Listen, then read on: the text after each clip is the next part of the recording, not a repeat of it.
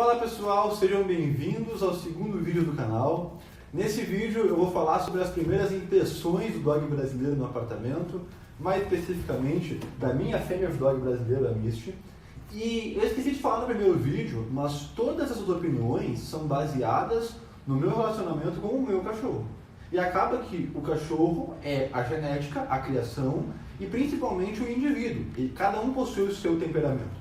É claro que uma raça existe para tentar da melhor forma possível padronizar esse temperamento e essas ações. Mas o que eu falo aqui é 100% de experiência com a minha filhote, ok? Deixar isso claro para a gente já tirar esse peso e começar o conteúdo. Então, se você não viu o primeiro vídeo sobre o dog brasileiro e sobre o meu relato sobre o dog brasileiro aqui no apartamento, ele está disponível aqui no canal.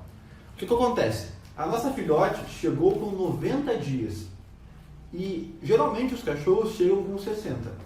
Quando eu vi que essa ninhada estava disponível, ela já estava com mais de 60 dias. Então, entre aquele trâmite de receber informação, escolher o seu filhote, deu de eu conseguir pegar ela com 90. O que para mim foi algo bem positivo. A última coisa que eu queria era uma filhote que tivesse saído cedo dos pais. Porque o primeiro adestrador, o primeiro professor, é os pais do filhote. Além disso, com 90 dias, ela já chegou com as suas doses de vacina. Então, quando ela chegou, eu já pude fazer as primeiras sessões de caminhada com ela, já pude fazer a higiene fora do apartamento, o que é uma prioridade para mim. E a primeira impressão que eu tive do filhote foi que foi um susto. Eu imaginava um filhotinho que ia caber aqui na palma da mão, pequenininho, fofinho, e já chegou um monstrinho. Eu vou pedir para a edição, vulgo minha esposa, colocar aqui na tela uma imagem dela quando ela chegou no primeiro dia.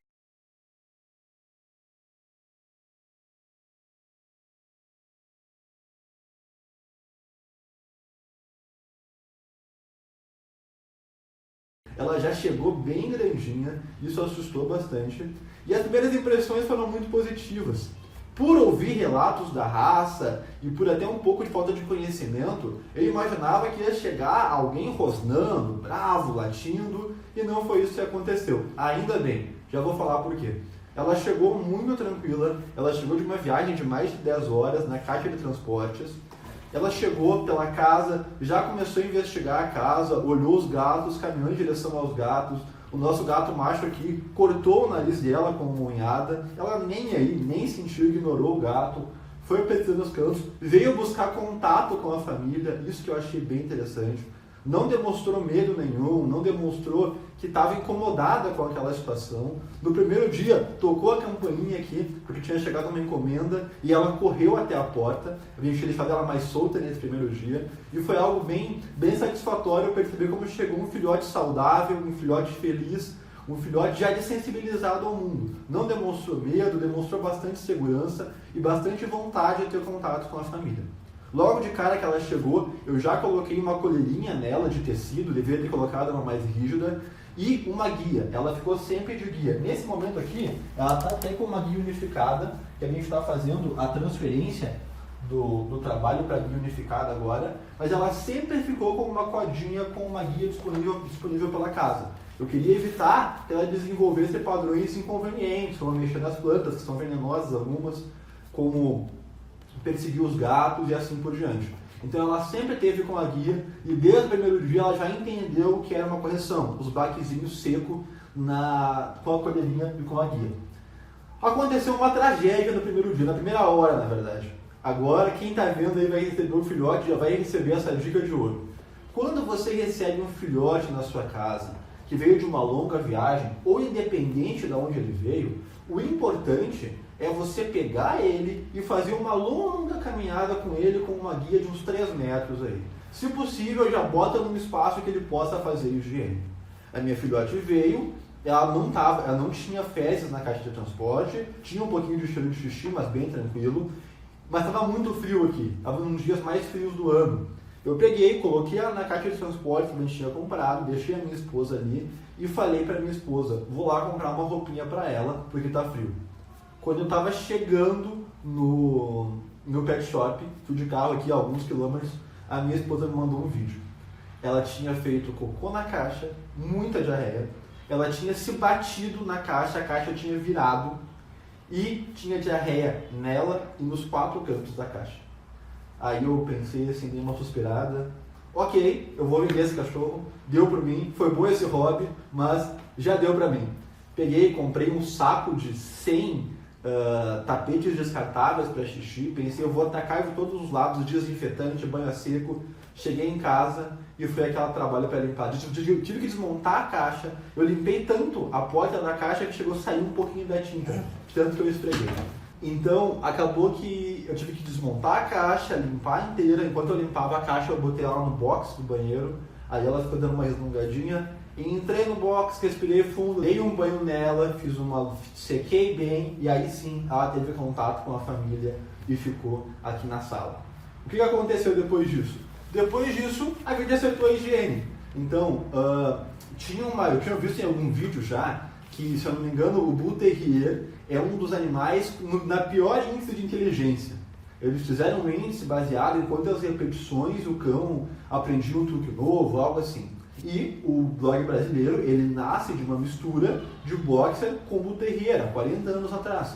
Claro que nesses 40 anos existiu uma seleção, mas o sangue Bull ainda está ali. Então eu fiquei naquela dúvida, será que vai ser fácil de aprender? Será que não vai ser? Acabou que foi bem tranquilo. Nós ensinamos a higiene fora do apartamento em 7 dias, apenas fazendo uma repetição simples, sem usar petisco, sem usar premiação nenhuma. Apenas restringir o espaço dela na caixa e na sala, a cada 1h30 eu pegava ela no colo, descia as escadas, levava ela até onde eu queria que ela fazesse e dava o comando. Poucos dias depois ela já pegou a ideia do comando e começou a fazer quando a gente indicava. Então, em relação à higiene, foi algo bem tranquilo para compensar aquele show que aconteceu da caixa virada, aquele filme de terror que deu vontade de devolver o cachorro. E depois disso, logo na primeira semana, nós já realizamos a primeira sessão de Siga-me. Então eu botei ela no carro. Isso é algo positivo também. No segundo dia, eu já coloquei ela no carro, amarrei com a guiazinha na porta e fui buscar minha esposa no supermercado. Então uma ida de uns 15 minutos, uma volta de 15 minutos, ela dormiu na ida e dormiu na volta. Já teve uma associação bem positiva com o carro. Depois da primeira semana, a gente fez uma boa caminhada em uma estação de Siga-me. Eu coloquei uma guia longa, uma cordinha de uns 15 metros, amarrei no pulso para não perder ela e abandonei ela. Cheguei no campo e tchau, foi bom te conhecer, seja feliz. Se quiser vir embora comigo, vai ser um prazer ter você na minha vida. E fui caminhando. Quando eu me afastei mais ou menos a uns 10 metros, eu olhei para trás, ela estava sentada, ainda travada. Aí eu dei uma batidinha na perna, ela começou a vir. Nossa, aí foi festa. Ela pulou para o meio do mato, pulou por um espinheiro, saiu dentro de umas folhagens, assim, fez a festa ali correndo e eu caminhando. Ela deixava eu me afastar uns 5, 10 metros e corria, me afastava, corria, até que depois de um tempo ela perdeu o fôlego. Então ela começou a perder o fôlego. Tem esse vídeo aqui, vou pedir para minha esposa colocar na tela também. Quando nós estávamos subindo um morro, eu diminuí o passo e ela começou a caminhar do meu lado. Então nesse momento eu recolhi a cordinha, fui recolhendo, deixei mais ou menos uns 2 metros e aí ela aprendeu a se mover junto comigo sem puxar a guia.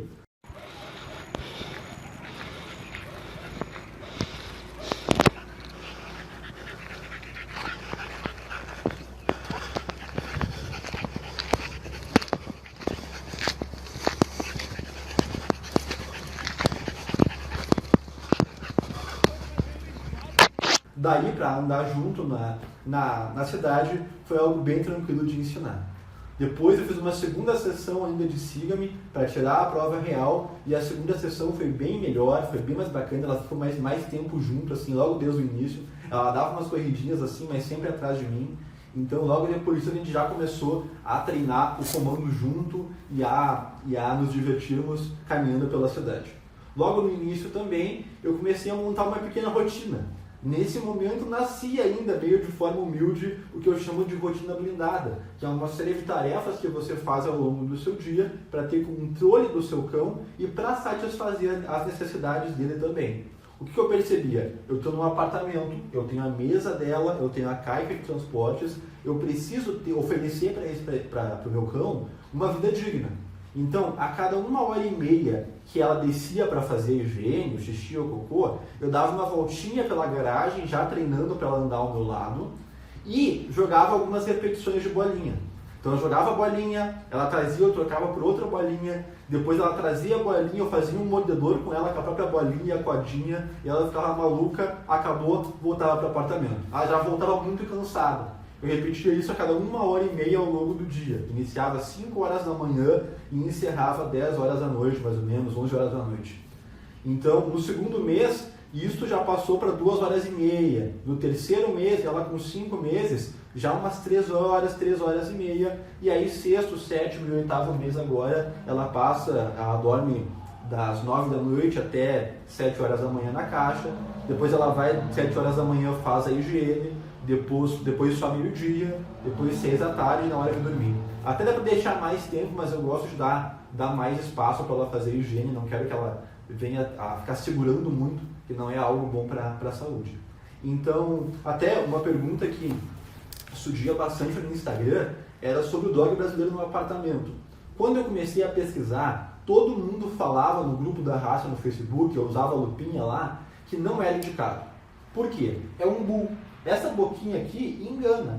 Ela consegue realmente destruir o seu sofá, o seu carro, a sua mesa. Então, não é algo bacana para apartamento. Porque geralmente as pessoas chegam ou prendem o cão em uma área do apartamento e aí deixam o cão ali, ou elas deixam o cão solto. Então, nesse trabalho, as duas opções não são bacanas. O nosso caso em específico, e até eu conversei com um dono de dog brasileiro no apartamento também, que me incentivou. O nosso caso específico, eu trabalho em casa, minha esposa trabalha em casa, nossa filha estuda em casa, então a gente tinha supervisão 24 horas por dia. E isso facilitou muito, porque ela ficava na caixa de transportes, na mesa, e quando ficava solta pelos ambientes, que foram liberados aos pouquinhos para ela, sempre com supervisão, com guia e com coleira. Então ela nunca aprendeu a fazer nada errado dentro da casa, além dos problemas com a caminha, né? Que a gente teve uma primeira caminha que ela picotou inteira. Mas, tirando isso, sempre foi algo tranquilo. Então, por ser algo tranquilo para nós, não significa que vai ser algo tranquilo para vocês. Eu investi bastante em conhecimento, eu tinha tempo para me dedicar a ela e eu fazia questão de suprir todas as necessidades que ela tinha. Que eu considero, como o cão é um animal andarilho, a necessidade de se mover, caminhando, fazendo um bom passeio. Como o cão é um carnívoro caçador, a necessidade de caçar. Então a bolinha simula o cão perseguindo a presa, quando ele captura a presa, um cabo de guerra com a bolinha para o cão matar a presa. Então, caminhou e caçou. Na alimentação eu me ensinava uma rotina de obediência básica que ia ser usado na prova de obediência da raça, e depois a mesa e a caixa de transportes serviram para acalmar a mente dela no nosso ambiente. Então eu fazia questão de oferecer tudo que ela precisava, e quando ela estava na mesa, aqui solta, tinha contato com a família. E ela dormia desde o primeiro dia do lado da minha cama.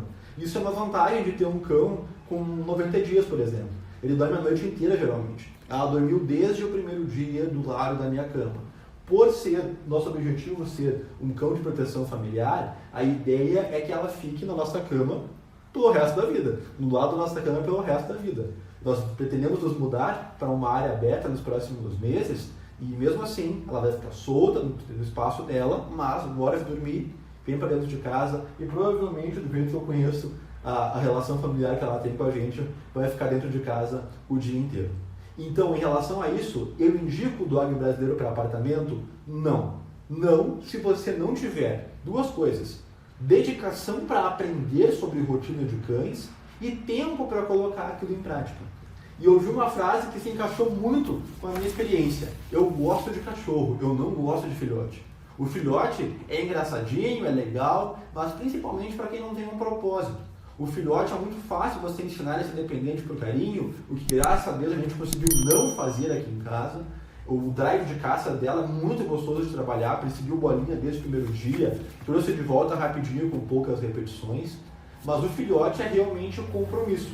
Hoje, a relação que eu tenho com ela de 8 meses é algo tão melhor do que quando ela chegou, do que o tempo que eu tinha que dedicar quando ela chegou, que eu penso que eu não teria um outro cachorro no apartamento. Eu vou me mudar, aí sim eu vou ter outro filhote. Mas eu entendo que a mesma vontade de trabalhar o meu cão que eu tive é a mesma que muitas pessoas vão ter. Então, se você tem tempo, é bacana sim, é um bom cão para apartamento. Se você tem tempo para dedicar a esse cão. Se você tem um espaço, por exemplo, um quarto, onde o cão vai poder fazer higiene ao longo do dia, ter a água dele, o ossinho, e você consegue voltar para casa 2, 3 vezes por dia do trabalho, pode ser feito também, dá para encaixar, a rotina é muito bacana. Então, as minhas primeiras impressões foram bem positivas em relação à raça, foi algo bem gostoso de trabalhar nas primeiras semanas, depois daquele cansaço. Eu moro no 4º andar sem escadas, então a cada descer 1h30, e eu não sou tão atlético assim, até vou perder, eu estava vendo o primeiro vídeo, eu tomo uma bola, vou aproveitar e vou encaixar a rotina com a Mitch também, para perder um pouco essa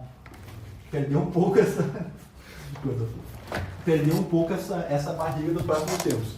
E no próximo vídeo eu quero falar um pouquinho sobre a rotina que a gente seguiu, além dessa rotina básica.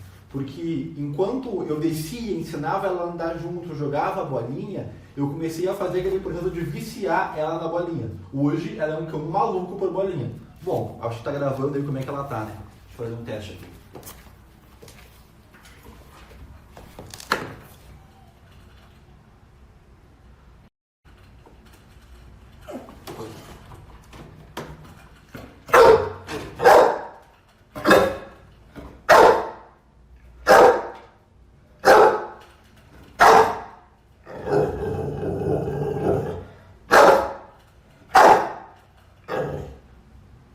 Platz.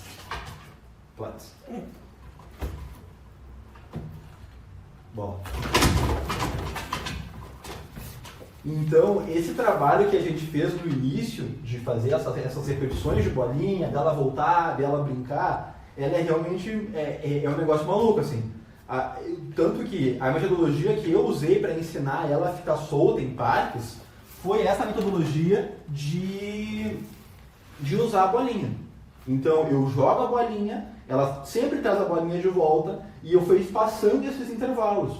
Com o passar do tempo, ela fica o tempo inteiro perto da família e eu jogo a bolinha algumas vezes em relação ao tempo que ela fica no parque. Eu posso jogar a bolinha, chego, faço umas 10, 20 repetições, ela fica ali por perto, eu vou jogando a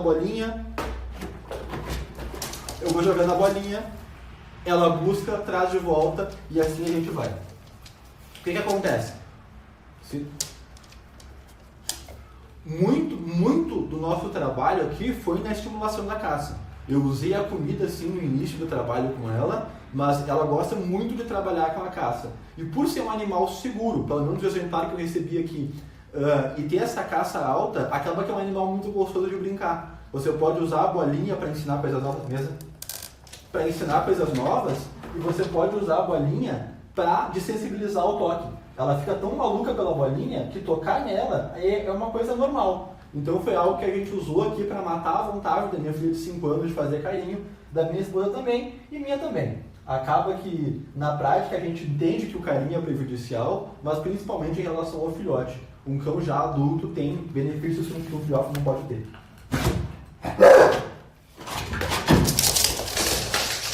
Então as minhas primeiras impressões foram muito positivas em relação à raça, em relação à rotina do apartamento, e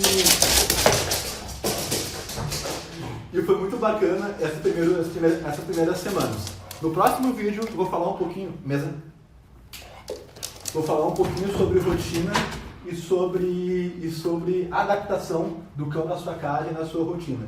Como eu falei no primeiro vídeo, o adestramento que eu acredito é esse adestramento que é a rotina que você executa com o cão e ensina tudo que ele pode fazer, estimula os drives certos e coloca controle. Principalmente um cão de trabalho, um cão de guarda, os drives desse cão são muito altos.